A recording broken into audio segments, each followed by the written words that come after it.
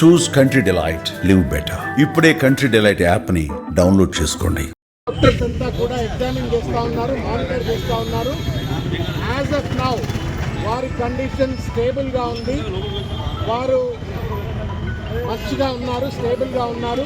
వారి అభిమానులు కానీ బీఆర్ఎస్ పార్టీ కార్యకర్తలు కానీ ఎవరు కూడా ఏ రకమైనటువంటి ఒక మానసిక ఆందోళనకు దయచేసి గురి కావద్దు అని చెప్పని, మీడియా మిత్రులు కూడా తప్పుడు సమాచారాన్ని దయచేసి సర్క్యులేట్ చేయవద్దని చెప్పి కూడా మేము విజ్ఞప్తి చేస్తూ ఉన్నాము.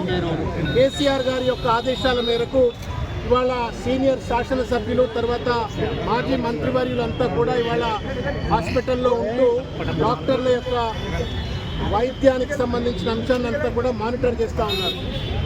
ముఖ్యంగా ఏంటంటే 23 తారీఖు నాడు ఏదైతే బీఆర్ఎస్ పార్టీ మైనారిటీ విభాగానికి చెందినటువంటి అత్యంత కీలక నాయకుడు, బోరబండ డివిజన్ చెందినటువంటి ఒక నాయకుడు, ఆయనకు అత్యంత సన్నిహితుడు, 24 గంటలు వెంబడి ఉండేటువంటి ఒక అత్యంత సన్నిహితుడైనటువంటి సర్దార్ ఆత్మహత్య చేసుకోవటము, అక్కడ బాబా ఫసియుద్దీన్ అనేటువంటి ఒక వ్యక్తి యొక్క ప్రేరణకు గురై, ఒత్తిడికి గురై, మానసిక ఒత్తిడికి గురై ఆత్మహత్య చేసుకున్నాడు అనేటువంటి ఒక వార్త విన్నప్పటి నుండి ఈ ఇన్సిడెంట్ జరిగేంత వరకు కూడా అనేక రకాలైనటువంటి ఒక మానసిక ఒత్తిడికి వారు గురైనారని వారి కుటుంబ సభ్యులు చెప్తా ఉన్నారు.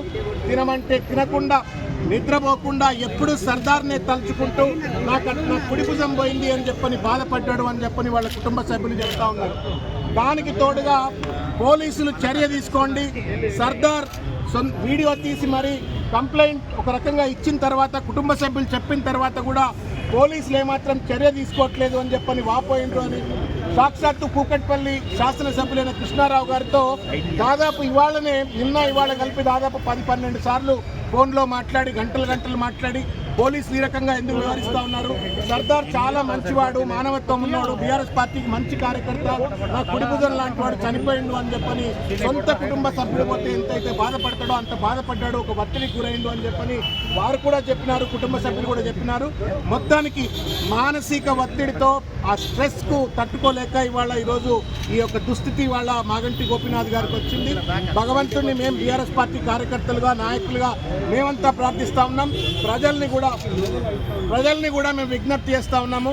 వారి ఆయురారోగ్యాల కోసం వారు మంచిగా ఒక 48 గంటల్లో వెంటనే కూడా రికవర్ అయిపోయి ఆరోగ్యాలతో, ఆయురారోగ్యంతో బయటికి రావాలని చెప్పని భగవంతుడిని ప్రార్థించాలా, ఎక్కడికక్కడ పూజలు చేయాలని చెప్పని కూడా మేము విజ్ఞప్తి చేస్తూ ఉన్నాం. మంచి నాయకుడు, మా ప్రజలకు అందుబాటులో ఉండే నాయకుడు కాబట్టి ఆయన బాగోగు కోసం అందరూ కూడా భగవంతుడిని పూజ చేయాలి, ప్రార్థించాలని చెప్పని విజ్ఞప్తి చేస్తూ ఉన్నాం. డాక్టర్స్తో మేము కూడా మాట్లాడాము, వివేకానంద గారు అందరం కూడా మేము డాక్టర్స్తో మాట్లాడాము. అన్ని డిపార్ట్మెంట్ సంబంధించిన నెఫ్రాలజీ, కార్డియాలజీ, మిగతా న్యూరాలజీ అందరూ కూడా, తర్వాత ఇంటెన్సివ్ కేర్ యూనిట్లో ఉన్న ఎమర్జెన్సీ కేర్ యూనిట్ డాక్టర్స్ అందరూ కూడా వచ్చి బ్రీఫ్ చేసినారు. నెక్స్ట్ 48 అవర్స్ మేము చాలా ఇష్టంగా వారిని అబ్జర్వ్ చేస్తాము, అన్ని రకాల ట్రీట్మెంట్ ఇస్తామని చెప్తున్నారు. దానికి సంబంధించిన బులెటిన్ కూడా ఇప్పించే విధంగా లోపల హరీష్ రావు గారు మాట్లాడుతూ ఉన్నారు. Hospital also might give a official bulletins.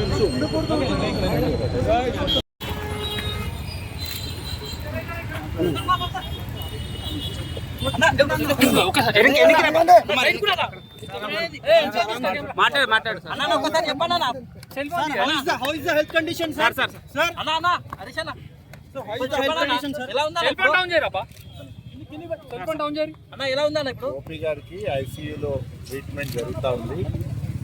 డాక్టర్లు చాలా జాగ్రత్తగా పరిశీలిస్తామని చెప్పారు. దేవుడి యాక్టివ్గా ఉంటారని నమ్మకం ఉంది. రైట్ నౌ వారికి పూర్తి స్థాయిలో వైద్యాన్ని డాక్టర్లు అందిస్తా ఉన్నారు.